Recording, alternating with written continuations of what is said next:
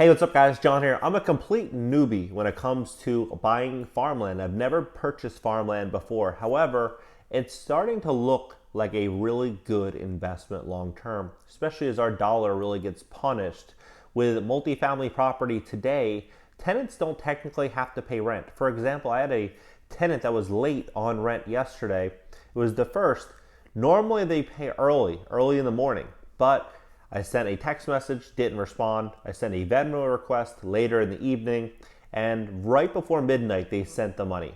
But it made me realize, they technically didn't really have to pay me. And if they didn't pay me, there's nothing that I could do. The court system is backed up. Even if the eviction moratorium ended the end of this month, it might be 6 months or 12 months before I could actually see a judge and have them evicted.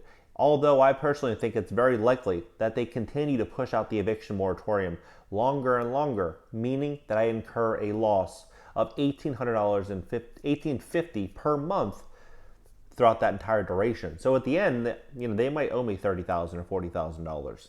Now, I'm not saying that multifamily is a bad investment. What I'm saying is the risk incorporated into multifamily is not factored into the price. There is much more risk being a landlord in multifamily real estate today than there was 18 months ago. And I believe prices need to come down in a way to compensate the investor for that risk. But it's not yet the case due to low interest rates and people afraid of inflation. They're running out there purchasing multifamily property. Well, I'm taking a different direction for this moment, at least for myself and my family. And I'm looking at this 450 acre plot, which would be the ideal type of situation for me. I'm learning a lot during this due diligence process. 90 acres of this property seem to be free and clear. Like I can do whatever I want. I could have cows there, I could have pigs, I could do whatever I want. Although I'm personally not going to become a farmer. I would have someone or have a team working that land. But then the other, roughly 350, 360 acres are incorporated under the thumb of Big Brother, and there's only some things you can and can't do. So in this video, I'm gonna break down, this property as well as what I'm starting to learn now that I'm thinking about purchasing farmland. Please smash that like button, and when you hit the like button, it's really gonna help YouTube share this content, educate more people that are thinking about investing in farmland. Let's begin. So this is the land. This is the land. It feels like I'm, looking at a huge block of land, almost in Africa in some of these images. But this image right here would be an ideal situation for a landing strip for the small airplane that I'm looking to purchase. And this here kind of shows you how big this plot of land really is, especially when we look at this image here. Right there. That all of that farmland, all of that land, it's currently listed at $950,000. I talked to the realtor yesterday again, and what I've learned is that since that large chunk is under the thumb of Big Brother, since I can't really do much with it, I started talking to him more and more. He thinks that we can get the deal possibly in the low 800,000 range, which is incredible. But then the question becomes is, what I can do to possibly bring some of that land back to life. Am I able to pack that land? Am I able, because a lot of it's wetland, or could I, what value could I extract from it? Or am I forced to just simply maintain it with very little freedom and rights over that land? If that's the case, then it becomes more of a nuisance than anything. Here's what I'm learning though, when I'm doing the due diligence. So experience the best of North Florida without ever leaving home while surrounded by the vast and breathtaking beauty of this multi. So it's just a sales pitch right here. But this is how the land is pitched. So everything that is in a light green is free. So I can do whatever I want with that land. However, anything in the dark green is what is under the control of Big Brother, which is a large chunk of that land. 192 acre pasture, and this is a letter from the U.S. Department of Interior Fish and Wildlife Services. This is 20 years old. As we discussed by telephone this morning and yesterday, I am writing to explain the restrictions on your property that may be imposed by the Fish and Wildlife Service conservation easement. There are actually two easements on your property. The one designated Area A in your deed corresponds to the areas on the farm that are currently fenced and managed as pasture within the 100-year flood plan. In this section, the government does not have the right to restrict grazing.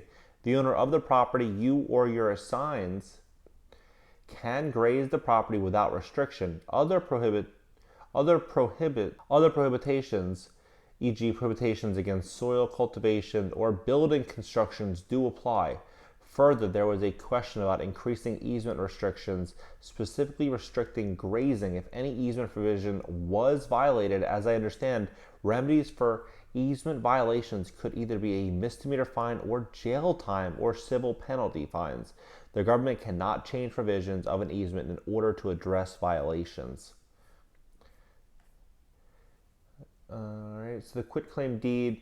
The form of this instrument was drafted by the Office of General Counsel of the United States Department of Agriculture, Washington, D.C., and the materials of the blank spaces was inserted by or under the direction of the acting state director acting through the United States Department of Agriculture.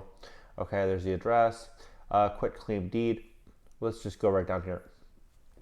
The easement is under the authority and the furtherance of the provisions of federal law, including sections 331 and 335 of the Consolidated Farm and Rural Development Act 7 U.S.C.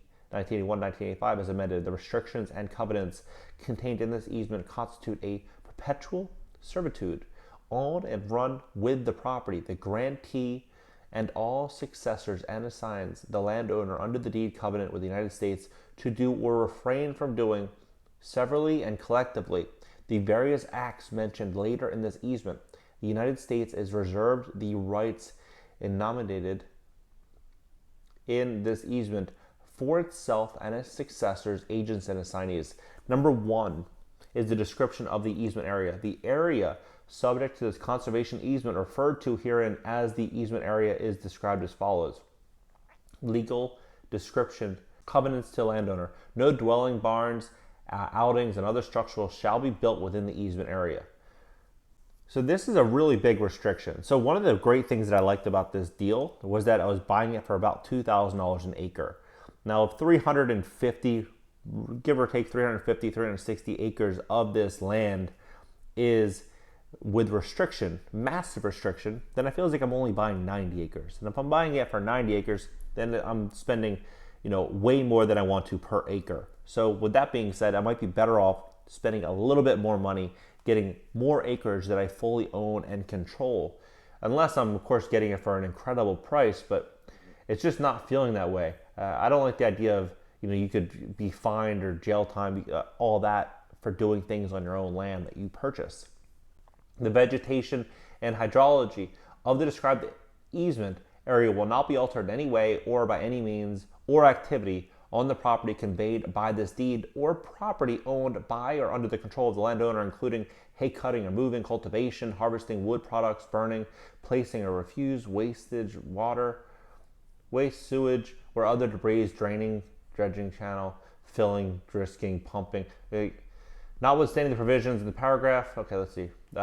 Rights reserved in the United States. The United States, on behalf of itself, its successors, or assigns, reserves and retains the right at its sole discretion to manage the easement area, including the following authorities. The rights to ingress, to conduct wetland management, monitoring, and easement enforcement activities. The easement manager may utilize any reasonable covenant route of access to this easement area. However, the landowner may provide a designated route and from the easement area so that the damage to farm operators can be reasonably avoided.